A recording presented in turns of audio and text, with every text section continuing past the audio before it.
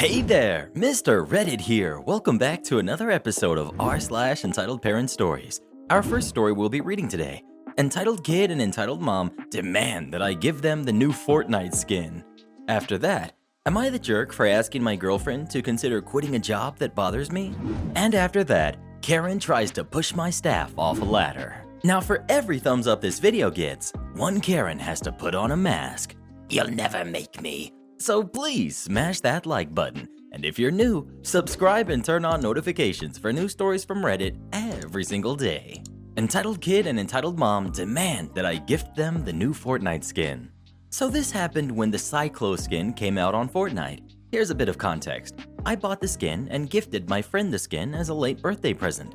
Cast. We've got me, we've got my friend, we've got entitled kid and entitled mom. Story. So me and my friend were just chatting in the lobby until we wanted to do some squads. So he invited a friend to join us. As soon as he joined, he yells into his mic, "Both of you got the Cyclo skin?" Me and my friend. Yeah, friend. Well, actually, OP gifted it to me for my birthday. Entitled kid. Wasn't your birthday 3 days ago? Friend. Yeah, but OP couldn't decide what to get until the skin came out. Entitled kid now talking towards me. Can you gift me the skin? Me. Sorry man, but I don't have enough V-Bucks right now. Also, even if I did, I don't even know you. Entitled kid. I'll send you a friend request. Friend. OP just said he doesn't have enough V-Bucks. Entitled kid. Then just buy more V-Bucks. Me. Sorry, but the answer is no. Entitled kid started to get angry at this point. Gift me the skin, or I'll tell my mom. Friend started chuckling at this point. Me. I'm still not getting it for you. I then hear him take off his headset and start walking away. Me and my friend chatted a bit more until he came back. Entitled mom then puts on the headset. Entitled mom. Hello? Me. Hello. Why aren't you giving my son the thing he wants? Me. Because I don't know your son. He's basically a stranger considering I just met him. I'll have you know, my husband works for the company that owns this game. Friend. Do you even know what the name of the company is? Entitled mom starts whispering to entitled kid, asking what the name of the company is. Epic Games. Me. Well, tell him to go ahead and ban me then, even though I didn't break any rules. Just give my son the skin. I just had enough, so I kicked him, rejected his request, and blocked him. Friend. Should I remove him as a friend? Me. Go ahead. Also, no, I don't just play Fortnite. I mainly play SSBU and Minecraft. Speaking of Fortnite, have any of you ever played it? And if so, do you like it? Please let us know. I still don't see why he couldn't just buy him the skin, to be honest. Am I the jerk for asking my girlfriend to consider quitting a job that bothers me?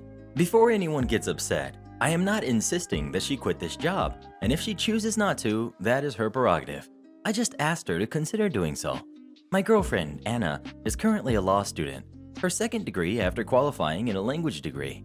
During the summer, she works for a family friend named David. She calls her job a personal assistant, but it seems much broader than that. She is his translator and interpreter. She goes to events with business partners as his date or partner, and when clients visit David at home or go to dinner with him, she entertains their wives and makes drinks or entertains and cooks, etc. When David hosts events, Anna runs them, wrangling guests and arranging seating plans and so on. In essence, it often appears she is a kind of hired wife. I have never encountered a job of this kind before. David is in his mid-30s and unmarried. Anna has alluded to him hiring escorts when they are abroad. I've never met him, but this made me feel very uneasy. For the whole summer she is with him, there is a room in his London house she calls her study with a sofa she sleeps on, and they regularly travel abroad together. I never see her during this time. She claims to work from 7 a.m. to 11 p.m. 6 days a week, and says David does not like her to use her phone during work hours. She also said David does not like her to eat during work hours either, but he counts her going to the gym as a valid use of work hours. On top of this are business expenses, such as David buying her clothes. Even when she is at university, she is frequently getting phone calls from him at all hours of the night, which she says is due to the time difference. 2 nights ago, we had a big fight over this job. I told her she looked like she had lost a lot of weight, and she just brushed it off and said she had a stressful job. I said it seemed like a very weird set of duties, and she got defensive, saying it had started out as a more normal job, but that she had taken on more duties as David had started to depend on her. How much can he depend on her when she's still at university for a third of the year? She let slip during this conversation David was funding her law degree and paying her a stipend even when she was not working. And I told her that I found the whole arrangement to be very suspicious, asking if she was sure it wasn't something sketchy or that she wasn't being exploited in some way, not saying in what way. I told her she might want to reconsider this job and that I was uncomfortable with the whole thing. She shut me down and told me that I was being a controlling jerk and that her job was her own, and that even suggesting she consider what a weird occupation she had was a massive jerk move on my part. But me, I genuinely feel like I'm going crazy anytime I try to explain her job to others, and even when I think about it myself. Frequently asked questions. 1. I've known her for 5 years, dating for 3. We lived together while studying with 4 other roommates. She has had this job since before we started dating, and David was always her quirky boss that she would have anecdotes about. 2. David knows her family and is close with her older cousins, from what she has mentioned.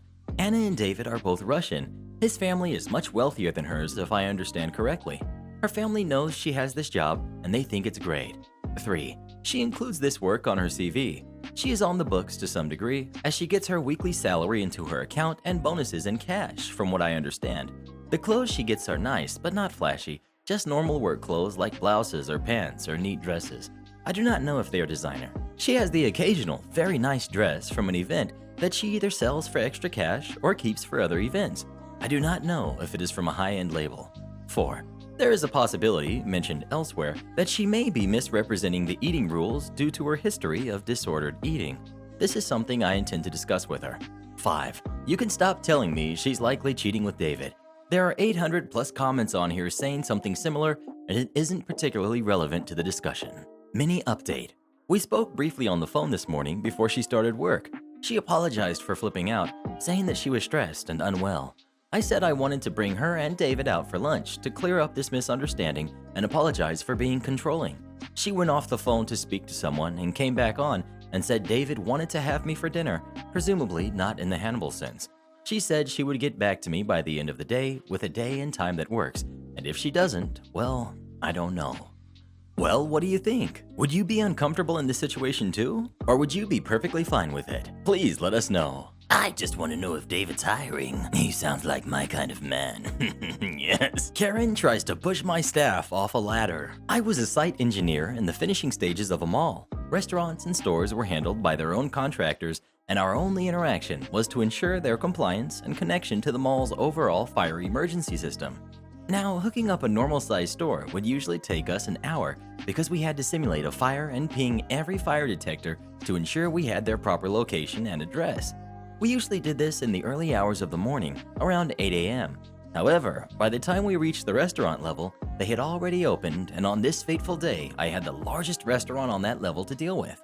While we started at 8 a.m., it was around 10 a.m., and we were only halfway done when the restaurant opened to the patrons. Cast. We've got the manager, the entitled mom, daughter, son, and me. Manager.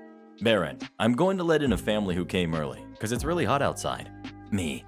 Fine, but please keep them on the right wing of the store while we finish here, and we'll try to keep noise and dust to a minimum. Entitled mom. I have a reservation for 3. Manager. Hi, yes. Please, right this way. Son. Oh, are they still working on the... He gave us a wave. Entitled mom. What? How disgusting. Why are you guys open while they're still working? Manager. Oh, don't worry, ma'am. You will be seated away from the work, and as you can see, they have a transparent tarp set up between us, so you won't see a single speck of dust. Entitled mom. It's not just the dust, but the smell. Disgusting pigs. Can't even shower. We have been working without AC on the outside of the store in August since 8 a.m., but we did not smell. Really? Entitled mom. Hey! Excuse me? Daughter and son. Mom, don't. The sigh was palpable. You, the one with the glasses. You need to leave. Me. First I have a name. I do not care about your name. Just do as I say, or I will tell your boss and have you fired. Me. Really? You know, if I tell my guys to step down the ladder, we will close this place. I do not care. If you won't get off the ladder, I will push them off. Here's the thing. The ladder is about 3 meters high, around 10 feet. Both technicians are dangling from it, testing fire alarms for misfires and classifications. A fall from that height, with their feet wrapped around the ladder steps, would mean broken legs, hips, and they might see a few broken ribs. Me. What the heck did you just say? Cross the tarp and attempt it. Manager. Ma'am, I'm going to have to call security if you do not stop this. Daughter.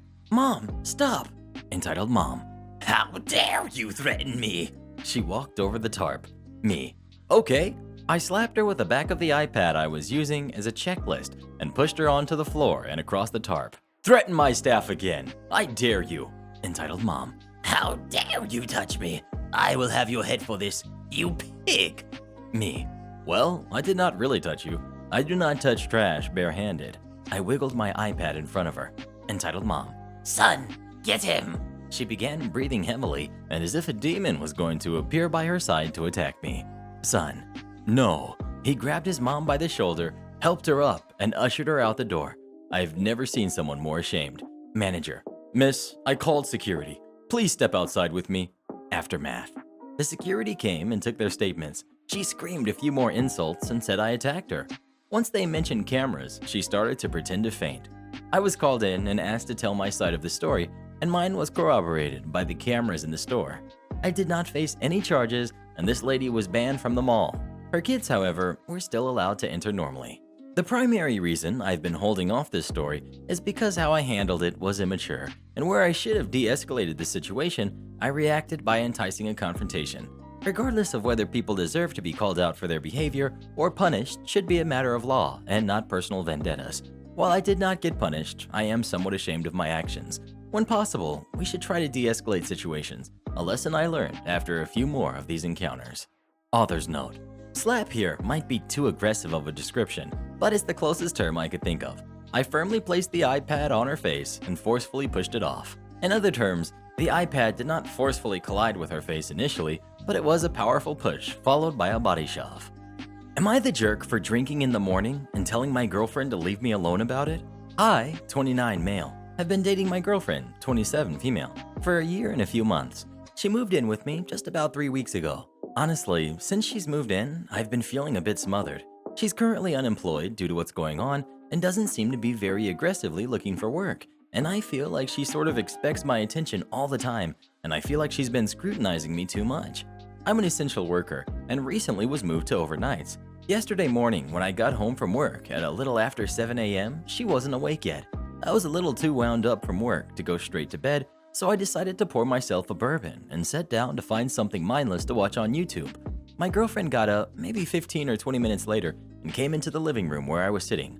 As I greeted her, I saw her eyes narrow as she looked at the glass in front of me. "Wait a minute," she said. "You're actually drinking?" "Yeah, so?" I answered. "It's morning. Who drinks first thing in the morning?" I tried to explain to her that it wasn't first thing in the morning to me, that this was my evening time, and that just because I worked overnights didn't mean that I shouldn't be able to unwind after work with a drink like anyone else. But she couldn't seem to get past that it was the morning. Finally, I'd had enough and told her that she needs to stop smothering me, that I'm a grown man, and unless I'm doing something egregious, that I shouldn't have to justify myself to her, and that I don't need her permission to have a drink. I told her that I was trying to relax, and that if she was just going to give me a hard time, to please just leave me alone. She's been pretty quiet with me since. I know I hurt her feelings, which I feel bad about, but I also think she was being unreasonable and somewhat controlling, and that it wasn't wrong to tell her to knock it off. Am I the jerk? Wow, this blew up. Thanks everyone. I have to say, I went all the way to the bottom just out of curiosity over the unpopular opinions, and a couple in particular didn't deserve the downvotes. One especially suggested that this may have been mere growing pains for a couple newly learning to live together. Although I absolutely still think my girlfriend was being way too close-minded and somewhat controlling, I think that poster may have a point. My profession is a currently unpopular one and has a pretty abysmal divorce rate, and while my girlfriend was being unfair, I realized I also took my night out on her to an extent and probably should have been more patient. Hopefully she can see my side too. To my aggressively seeking employment comment, most of my state has reopened, and while it's still a really tough job market, it's not abysmal by any extent. Well, what do you think? Do you agree with OP or with his girlfriend? Please let us know. Tell him to pour me one too. I could really use it right now. How a game of Tetris ended years of bullying from my father-in-law. I wish you were a challenge. That sentence has echoed in my father-in-law's house for months now, and even saying the word Tetris around him causes him to turn into a ball of rage. The theme song to the game makes his eyes bulge, and any oddly colored boxes stacked in a random order seems to give him a PTSD-like gaze that would give a nom vet a run for their money. Okay, I may be exaggerating a little bit, but the funny and sad thing is, not by much at all. Around a decade ago, I met my now wife, Kayla, in high school. We ran in different circles, with her more academically inclined, and me, not so much. Not that I was a slacker by any means, I just didn't see the point in doing 4 different after-school clubs and college prep classes like her. Even though she was a nerd, she was, and still is, a cute nerd. We didn't talk much at all the first couple years of school, but by our 3rd year, we started dating. An important thing to note is Kayla is from a very, very traditional Asian family. So much so that when Kayla had the audacity to date a Hispanic guy instead of shaking up with the 8th grade boyfriend her father had selected for her, she nearly got kicked out of her house. Over time, Kayla's parents slowly realized that I wasn't dragging her down. She was still excelling academically, never came home late, and generally managed to stay the golden child in the house.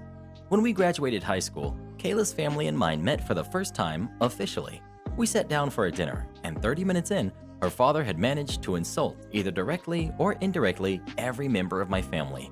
My mom was quiet, my dad perpetually drunk, myself filled with quiet rage, and my grandparents both talking crap about him in Spanish, as he doubtlessly was in his native language. Nevertheless, we finished dinner and everyone left on non-fighting terms. 2 for 5 stars on Yelp for the food though. Fast forward a few years. Kayla is finishing her bachelor's in a science field in the Bay Area. I'm in a different area of said bay working as a firefighter. It's longish distance, but we meet up every weekend and sometimes a day or two during the week. Somehow we survive the college crunch of relationships and actually come out stronger for it. We were in love, we made it work, and her father hated it. Her father, who I suppose I'll call Jasper, because forget that name, still hated me. For years, every time he'd see me, he would pointedly ignore me unless it was to try and belittle my career or income. I would begrudgingly attend family get-togethers hosted at his house. Inevitably, the drinks would start being passed around, drunk Jasper would come out, and he'd try and pick a fight with me while his clan of brothers and nephews held him back from actually swinging on me. Repeat basically the same events over and over for a few more years, and that sums up our relationship. I was the despised demon of a man keeping his angel of a daughter away from marrying her Asian Prince Charming from an acceptable family, so she could breed 40 kids and become both a perfect housewife and a lawyer-doctor specializing in engineering while running a Fortune 500 company. Point is, the guy had expectations, lofty ones, impossible ones, but still expectations. So naturally, I did the worst possible thing in his mind and proposed to Kayla. She did the even worst possible thing and accepted. Seriously, I still don't know why. And we were set. The Facebook posts flew, the Instagram pictures set, and appropriate texts and phone calls made. Naturally, I completely wimped out of being there when she told her parents, but in my defense, I was busy. But being a massive wuss hiding in a fire truck on a volunteer day of work, still busy nonetheless. From what I gathered, it went about as well as anyone could expect. I like to make jokes that he pulled a Mushu from Mulan and started saying, "Dishonor on you, dishonor on your cow." But Kayla doesn't like it when I make that joke, but I still make that joke. But it's not entirely a joke. He really did say I'd dishonor his family, bring shame, how could he save face, etc. Some months later, Kayla and I both miraculously have a week or so off at the same time. Kayla has a magnificent idea. She's going to throw a little party celebrating our engagement. Where? Oh, of course, at your dad's house. Perfect. Oh, right, because he has a pool. It's December, Kayla. Who the heck is going swimming? Fine, yes, grand idea. Let's go. Kayla and I arrive in typical fashion. We all start drinking and eating. Most of the family is happy for us, besides a couple of holdouts, and the night goes well. Kayla's nephews are in the living room playing on a Nintendo Switch. I'm a huge video game nerd. Kayla is still the bigger nerd though, guys, and decide to go see what's poppin' in there. To my utter surprise, they're taking turns playing Tetris 99. To an even bigger surprise, Kayla's father was playing. Here's the rub. I love Tetris. I bleed Tetris. I T-spin that crap in my sleep and commonly debate the advantage of 4 stacking versus 1 line with friends. I'm no expert at the game, but I'm good. Like a samurai, the Switch controller is my katana, and once unsheathed, Master has to forgive me because just this one time I must go all out, or something like that. During the years of knowing the miserable jerk that is to be my soon daddy-in-law, I didn't even know he touched video games. But here he was, playing Tetris, and he was doing a great job at it. I was impressed. I walked up and complimented him on his game, noting his repeated T-spins. The family migrated towards the living room since they tended to act as a buffer between us. Without even taking his eyes off the screen, he turns to me and says, "You don't even know what you're talking about. I played Tetris while you were still a baby." You know what, Mr. Last Name? Put your honor on the line and back your words up. The gauntlet was dropped, or however that saying goes. We were essentially going Fox only, final destination on this jerk. Kayla's nephews sheepishly handed me a controller while Jasper stuck with his Joy-Cons. We started setting up a game while muttering under his breath about it being a waste of time and him rather doing a million other things. "I'm sick of this BS, Mr. Last Name. I'm tired of you basically bullying me and talking crap about me to my face. I'm marrying Kayla next year. We're going to be a family. Why the heck do you hate me so much?" "Because you're not good enough for her. And I think she's making a mistake, and we all know it." "You know what? Forget you. If you beat me at this game, I'll literally leave right now. Whether or not Kayla comes with will be her decision. But if you beat me, I swear to you and everyone here that I'll never step foot in this house ever again. You'll never have to see me again. But if you lose, this crap ends here. No more bad-mouthing me, no more petty BS, no more of your snide comments. You don't say a single negative thing about me or my family ever again." By the time I had finished saying the word "you," he was already on his feet and nearly touching my chin with his forehead. I was 100% convinced I was going to get hurt. "Fine." "No, swear it. Swear it to everyone here and put your name on it."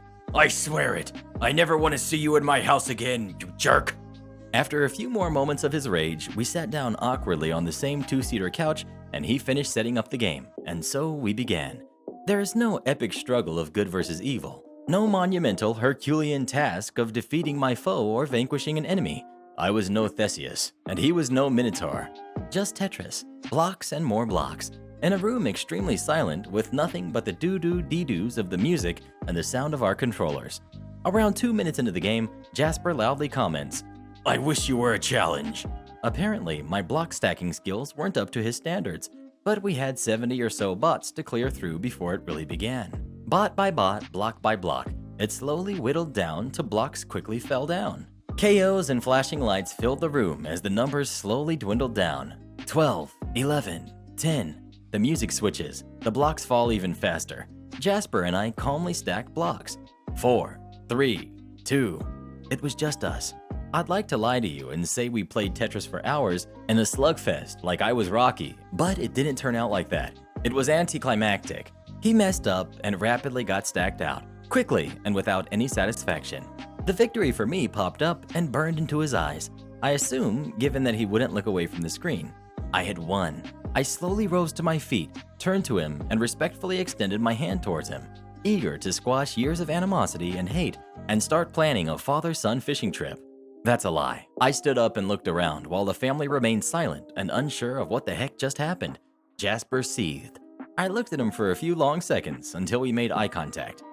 "I wish you were a challenge." Needless to say, I ruined that party. Kayla wasn't happy at all. I was slightly drunk still, and Jasper had straight up walked to his room and slammed the door. But to his credit, I had never heard a negative word out of his mouth again to this day. He just flat out doesn't speak to me unless absolutely required. Nobody in the family talks to him about me, but nobody in the family has ever heard him talk about me at all. It's as if I don't exist.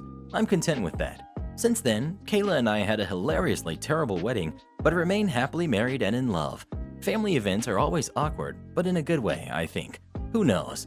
All I know is I like Tetris. Am I the jerk for making a scene during my husband's friend's baby shower over a comment? I'll try to make this as brief as possible. My husband and I, both 37, have been married for 7 years. For about 10 years, he had a close female friend named Jane. Jane is fine. We have enough in common that I like doing things in group settings with her, and we even chat on our own occasionally. But she's definitely closer to my husband. She's been with her own husband since I came around, but I always got the sense, from Jane herself, the old photos, and a few old anecdotes from some of my husband's other friends, that Jane wanted to date my husband before she met hers, and she just never showed any interest. So throughout the years, there has been a little weirdness, but nothing serious. He was her man of honor, a few gushy tributes to him on his birthday over Facebook, or the odd sitting on his lap in a big group photo, but never overly flirtatious. And she seemed super happy with her husband, so it was never a big enough deal to mention anything, but I noticed them all. Fast forward to a few months ago, and Jane became pregnant. She immediately asked my husband to be the godfather, and he was thrilled. I wasn't surprised, was happy for him. Internally a bit, of course she did. But through the months, she's turned weird. She wanted my husband to come over with her and her husband baby shopping once or twice. She asked how my husband felt about him and I being the first people to meet the baby when they're born. It's nice that she included me, but it's clearly about my husband. And then it escalated. She announced she was going to name the baby after my husband. Not just his name, but her Facebook announcement said, "After my dearest and best friend, John." I mentioned that was weird to my husband, and he just said, "I think it's a nice tribute." This past weekend was her baby shower, during which Jane kept referring to my husband as the godfather-to-be, which irked me every single time. I guess the month of her being weird just piled on, because towards the end, she asked me to take a photo of her and her husband, and then she said, "Okay, now let's get one with both the fathers-to-be." And I said very loudly, "Oh, come the heck on. Are you serious?" Everybody heard me. I stared at her for a moment. She looked absolutely aghast, and I grabbed my purse and just left. My husband followed me, but in the car, he wouldn't say a word to me. I laid out everything I did in the post, including a dozen other examples, but he just stared straight ahead and wouldn't answer. Finally, when we got home, he acknowledges that yes, a lot of stuff, now that he sees it all laid out, is inappropriate, and he's sorry that he didn't see it, and he understands how I feel. But he is absolutely livid that I ruined her baby shower. Jane is furious, never wants to see me again, and John feels this is going to drive a big wedge through his friend group. So, was I the jerk here? Well, what do you think? Do you agree with OP in this story? Or do you think nothing was wrong? Please let us know. I wonder how Jane's husband felt about all of this, to be honest. Am I the jerk for threatening to ban my brother from my wedding because he plans on proposing to his girlfriend during the reception? I, 25 male, am getting married in December. My fiance, 24 female, and I both are very excited and busy planning, and this incident is making things much more stressful. A couple weeks ago, I was talking about the wedding with my brother, who's 30, and he asked if it'd be okay for him to propose to his girlfriend at our wedding. I laughed and said, "Yeah, sure, if you want to get your butt handed to you by my fiance." He laughed, and I figured he got the message. The other day, my fiance came to me in tears, saying that my brother had called her and thanked her for letting him propose at the wedding. She told him that had never happened, and he wasn't allowed to do that, and he just laughed and thanked her again. I called my brother back and asked him what was going on. He's insisting that he's going to propose to his girlfriend at the wedding. He claims it's getting even, for when I announced our engagement at the same family dinner, he brought his girlfriend to meet the family. I had no idea. They arrived separately, and she got there after I had made the announcement. I told him if he doesn't get it through his head that he absolutely is not allowed to propose, both him and his girlfriend won't be allowed into the wedding at all, and if he tries to pull a stunt, he'll be kicked out immediately. He didn't take it well and told the whole family. My fiance and I have been getting calls and messages from them telling us how selfish we are for doing that. How dare I turn my back on my brother? He's also now blaming me for spoiling the proposal to his girlfriend and the family, because if I hadn't been such a jerk, he wouldn't have had to break the news to the family like this. I still stand by what I did. I don't think I was out of line at all, but my fiance thinks we should have just let him propose to avoid conflict. I know it means a lot to her that everyone gets along and that there's no hard feelings, especially since she's feeling stressed as is, but I don't want to give in to my brother. Am I the jerk? To address something, while I understand the intent behind the suggestions, my fiance and I will not be telling my brother that we'll announce a pregnancy at his wedding in retaliation. We are unable to conceive, and this is a sore subject to us. Fire us or cut our pay? Enjoy a mass walkout. Back in the early 2000s, I worked for a tech company who offered tech support, on-site support, and training to organizations who either didn't want specialized IT staff or could benefit from outsourcing. 2006, and I'm still stuck in this job on the same pay. Conditions are worse than before, with no overtime, no flexi time, no financial compensation for industry qualifications, shortened breaks, and no pay raises since I started. To make matters worse, they sold part of the land that the office was on to a developer, and on-site car parking was now for management only. We had to either pay to use the nearby council car park or risk parking on the street. Morale was low, but despite bad pay, it was still good for the area we lived in. One Friday in July, I think it was the 21st, one of the senior engineers finds a document that he shares around the private chat app. It's a restructuring plan that the board voted in last week. Apparently, this had to be made available for the company for 3 months before any changes to terms and conditions could be made, so the board gave it a generic file name and tried to bury it in the large staff shared area of the network. One of the directors was selling his shares and moving on, having been headhunted by a large recruitment firm in a nearby city. The 2 remaining directors had managed to buy most of her shares with a small quantity going outside the company. This was the company response. Most of the document was a typical downsize/restructure package with a twist. A few team mergers, staff reductions, and pay cuts spun as if to say that they needed to maximize their profits to put the lost money back into the company. In October, a new contract would be released for all to sign and was generic. In November, the restructure would be announced, and by January 1st, the new structure would be in place. The directors noted that the new contract needed to include clauses for non-competition and for soliciting customers, as these didn't exist except for the sales staff. It also mapped current positions to their new ones and what the new salary would be. I would be down by £5,000 a year, but the twist was that anyone with the word manager in their title would have their pay increased drastically. The team manager's pay jumped from $52,000 to $65,000, for example.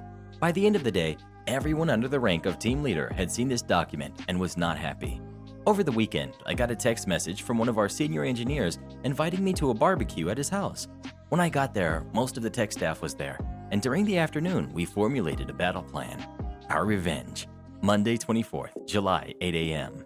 26 people in the tech team arrived for work as normal, each with a letter for the senior manager giving their 1-month notice, and all quoting the clause in their contract that states that members of the technical team with access to confidential company information must be off-site and on gardening leave the same day as they hand in their notice. No exceptions will be given.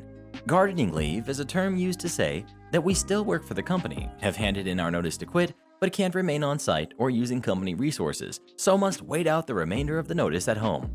We can't start a new job within that period. The net effect was that at 9:30 a.m., the director realized that his entire tech staff had quit and marched to the office floor and started harassing one of our seniors.